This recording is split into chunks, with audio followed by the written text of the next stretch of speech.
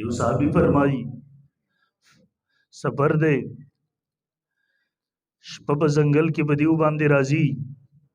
دې ذکر درندگانو خطر ده دې ذکر زمرو خطر ده یو صحابي ودرېږي اعلان کوي او د ځنګل زمرو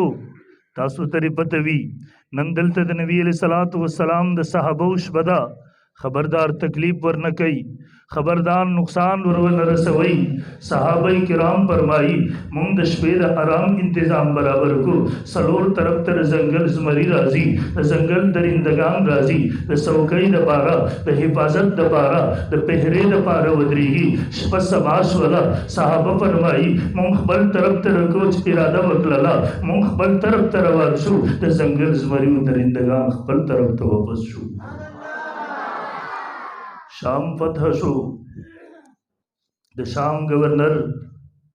امیر المؤمنین عمر فاروق رضی اللہ تعالی ته خطر علیږي امیر المؤمنین د دې د خلکو دستور جوړ شوی دی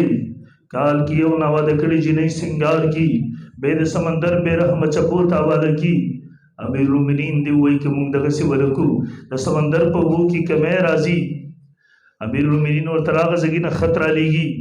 ورته وی زما دغه خط د سمندر چپو تا بالکا اگر خط کی سمندر ته مخاطب کیږي سمندر ته لګي او سمندرا کله رب په حکم چلےږي روان اوسېګا ورنه مونږ ته تا هیڅ ضرورت نشته نن مسلمانانو زداوت د فکر درکو سورلس وکال تاریخ اوچت گئی لاړ شي د شام مسلمان وته وسی قسم دې نن 1400 سال تاریخ هم گواه دی نن د شام مسلمان هم گواهی ورکي سورلس وکال زمانه تیر شوی دا امیر المؤمنین یو خطو به شام د سمندر په وو کې کمه نه دی راغلی مدینه منوره کې سلسله راغله امیر المؤمنین عمر فاروق رضی الله تعالی پاسې دو زمکه دغه څه په خپل باندې وਹੀ ورته ولې خوځيږي عمر په تعادل نه دی نافذ کړی نن لاړ شي 1400 سال تاریخ اٹھا کر دیکھ لیجئے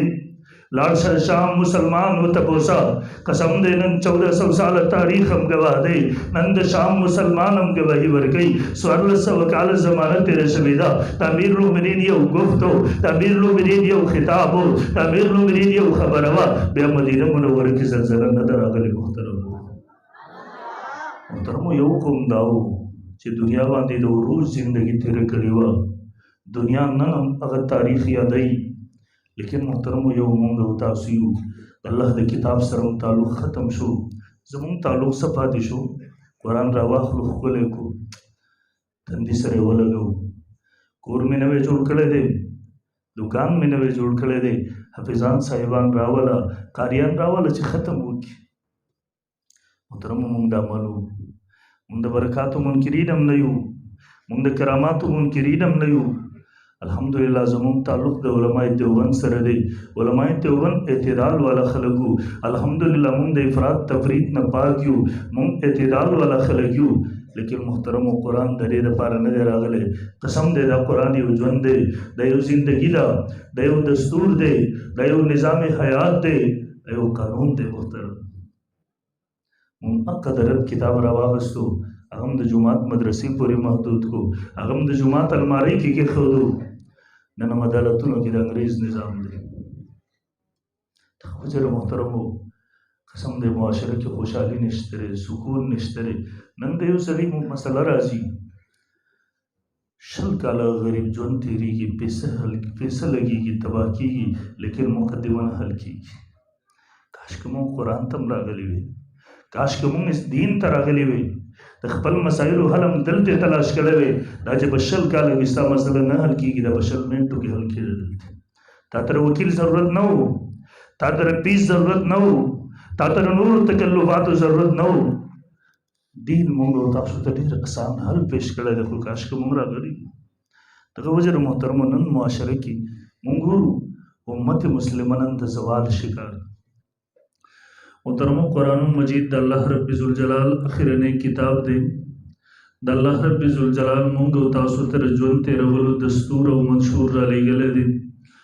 دا د الله رب ذوالجلال هغه اخرنی پیغام دی چې دی مونږ او تاسو ته په زبان حال سره وایي ما را واخلئ زما سره خپل تعلق مضبوط کړئ ما د خپل ژوند حاکم او دستور وګرځوئ که زم راواغستلم زم خپل حاکم او دستور وګرځولم بیا دنیا کې زه تاسو ته کامیابی والا ژوند ضمانت درکوم بیا دنیا کې زه تاسو ته د خوشحالۍ نه ډک ژوند زندګۍ ضمانت درکوم بیا دنیا کې زه تاسو ته د عروج او د بادشاهت والا زندګۍ ضمانت درکوم او د مرګ نه وروسته د قبر او د آخرت خوشحالۍ د قبر او د آخرت نعمتونه د قبر او د آخرت راحتونه د قبر او د آخرت مزیم بیا تاسو انتظار کوي او محترم قرآن مجید راته په زبان حال سره دام وای که زم راوانغستلم زما سره خپل تعلق جوړ نکو زم خپل حاکم او دستور ونه ګرځولم بیا یاد وساتئ دنیا کې ستاسو لپاره د ذلت زندگی ده دنیا کې ستاسو لپاره د مصیبتونو او د پریشانو نه ډک ژوند دی دنیا کې ستاسو لپاره د محکومیت او د مغلوبیت زندگی ده او د مرګ نه وروسته د قبر او د آخرت مشکلات د قبر او د آخرت تکالیف د قبر او د آخرت رسوایی د قبر او د آخرت عذابونه بیا تاسو انتظار کوي الله دې مو وساتي امین وای محترم ټول ملګری امین وای رسول الله صلی الله علیه وسلم فرمای ان الله يرفع بهذا الكتاب اقواما الله دې کتاب په ذریعہ سره ډیر قومونه اوچتای عزت ورته ورکي ويذو به اخرين او الله دې کتاب په ذریعہ سره ډیر قومونه ذلیل کوي ذلت او پستی ور باندې مسلط کوي محترمو کوم خلکو چې د رب ذوالجلال د کتاب راغسته دي د خپل ژوند دستور او منشور ګرځول دي د خپل رهنما او حاکم جوړ کړي دي به تاریخ مونږ تاسو تراغي دغه خلک د دنیا کامیاب خلک تیر شوي دي دغه خلکو په دنیا کې د عروج زندگی تیر کړې ده دغه خلکو په دنیا باندې د مغلوبیت او د غلبې او د حاکمیت ژوند تیر کړی دی لیکن محترمو کوم خلکو چې د دې قرآن نه مخ اړولی دی د دې قرآن نه اعراض کړی دی د دې قرآن سره تعلق جوړ کړی نه دی دغه خلک مونږ ته تاریخ راښیي دغه د دنیا ذلیله خلک د دنیا محترمو مغلوبه خلک د دنیا محکومه خلک تیر شوي دي نن مونږ تاسو ته تاریخ دواړه قسمه قومونه څرګنده او ښکاره ګرځولي دي تاسو وګورئ صحابه کرام رضی الله عنهم اجمعین هغه قوم د رب د کتاب سره تعلق جوړ کو د رب کتاب خپل رهنما او دستور وګرځو بیا هغه صحابه کرام کائنات تلاړل مشرق ته ورسېدل مغرب ته ورسېدل شمال او جنوب ته ورسېدل قسم د فتح او کامیابیانو بیا د هغوی خپې خپل کړلې بیا هغه صحابه کرامو د قیصر او کسرا منتکب بادشاهتونه د هغوی د خپو د لاندې راغلله بیا هغه صحابه کرامو رب کائنات ورته مسخر شولو د رب فضاګانې مسخر شولې د رب هواګانې مسخر شولې د رب سمندرونه مسخر شولو د رب کائنات مسخر شولو صحابه کرام کائنات تلاړل رب ورته کائنات مسخر للا رب ورته کائنات تابع للا صحابه کرام بیا په کائنات باندې حکمرانی کوله